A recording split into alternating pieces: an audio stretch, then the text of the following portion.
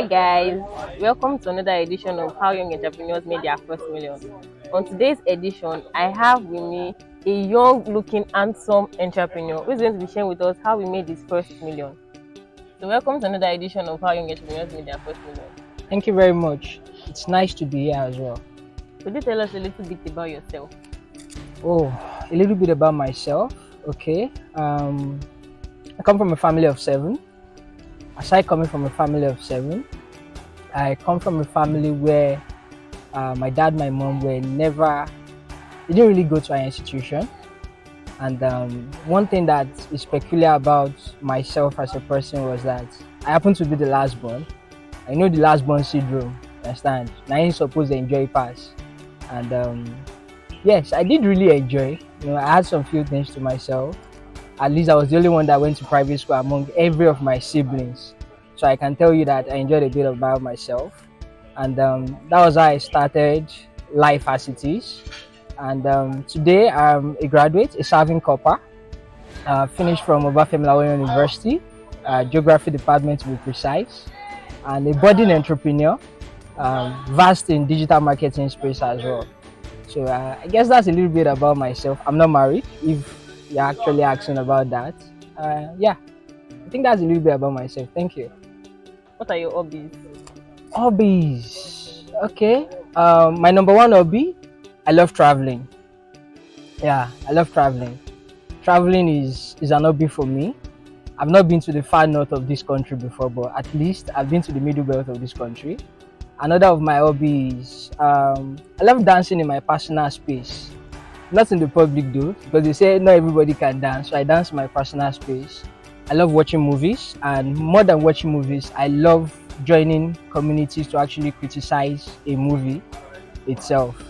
And what other hobby do I like? As regards sports, I love playing table tennis. It's a sport I like, and it's not an hobby, but once in a while I enjoy cooking.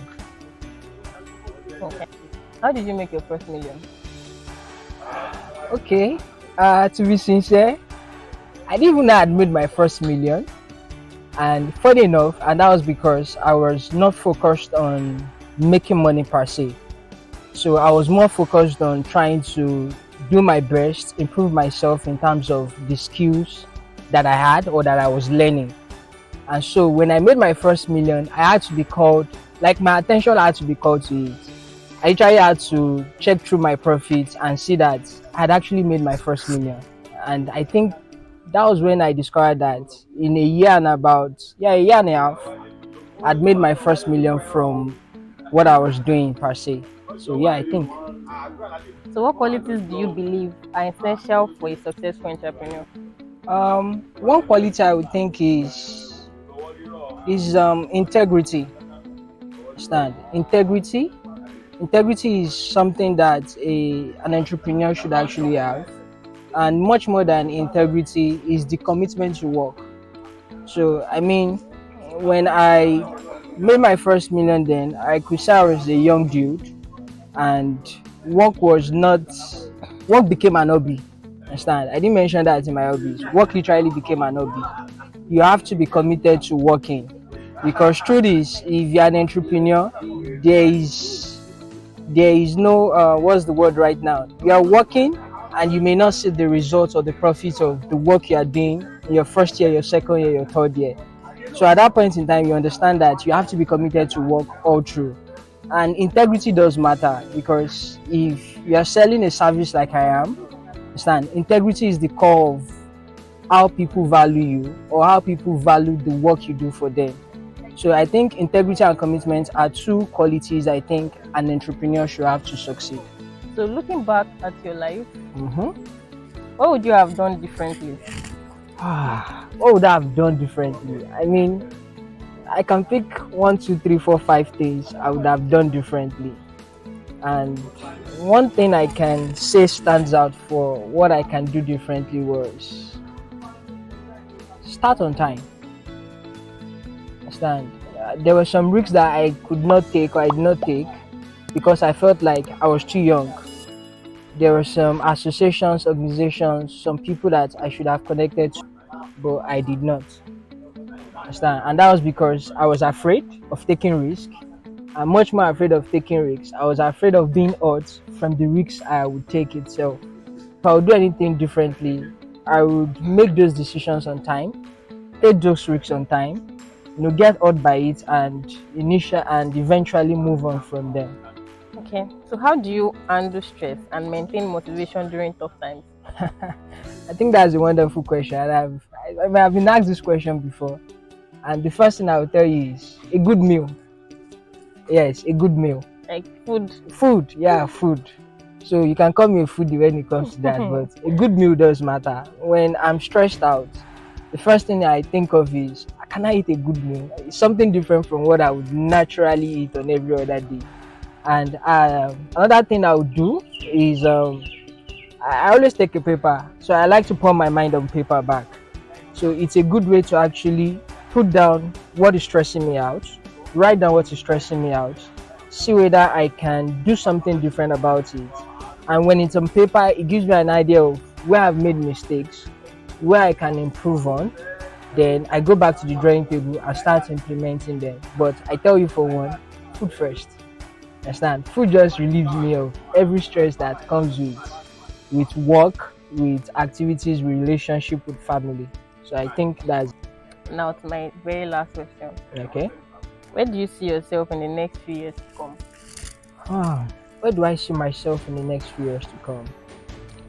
So, for someone like me or in my line of work, as the case may be, I see myself on an international level.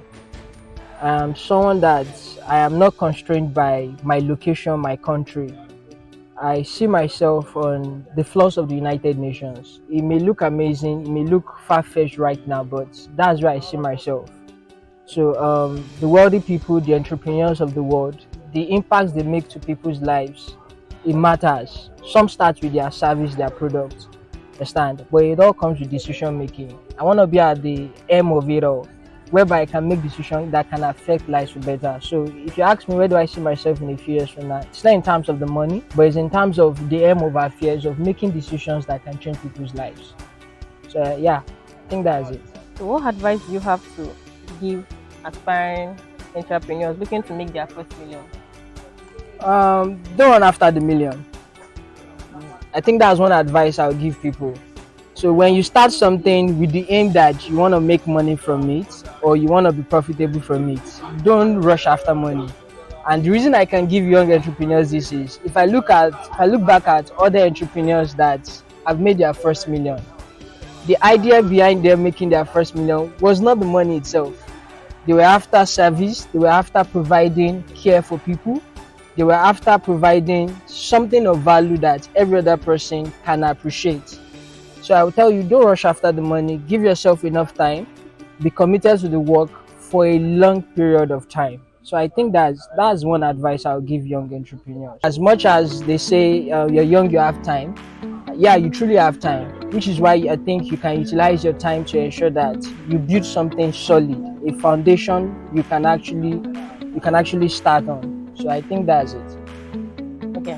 Okay, so follow, like, and subscribe to this channel for more tips like this on how to make your first million and how to be an entrepreneur and get advice that can actually change your lives. Thank you. Thank you so much for honoring our invite and You're thank welcome. you for doing justice all of our questions. You're welcome. Thank you very much. See you on our next video. Thank you.